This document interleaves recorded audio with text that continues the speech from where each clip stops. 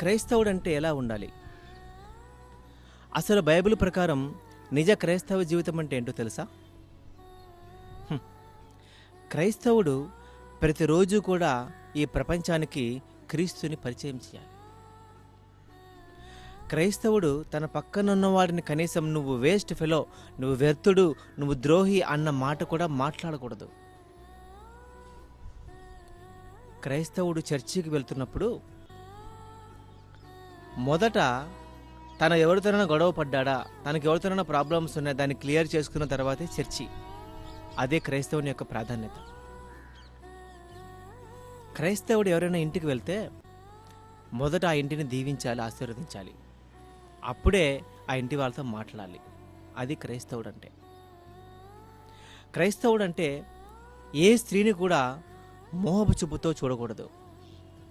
క్రైస్తవుడు అంటే శత్రువుని కూడా ప్రేమించగలగాలి. క్రైస్తవుడు అంటే హింసించే వారి కొరకు కూడా ప్రార్థన చేయగలగాలి. క్రైస్తవుడు అంటే మనల్ని ఎవరైనా అప్పు అడిగితే, క్రైస్తవుని అప్పు అడిగితే వారి నుంచి ముఖం చాటేయకూడదు, తన దగ్గర ఉన్నది ఇవ్వగలగాలి. క్రైస్తవుడు అంటే కులం, మతం ఇవేవి చూడకుండా ఒక మనిషిని తనలాగా ప్రేమించగలగాలి. యాక్చువల్గా బైబిల్లో యేసుక్రీస్తు ఈ విధంగా జీవించమని చెప్పాడు ఒక క్రైస్తవుని. మరి ఈరోజు నువ్వు నేను నిజమైన క్రైస్తవునిలాగా జీవిస్తున్నామా లేదా ఆలోచించుకుందాం. క్రీస్తులాగా బ్రతుకుదాం.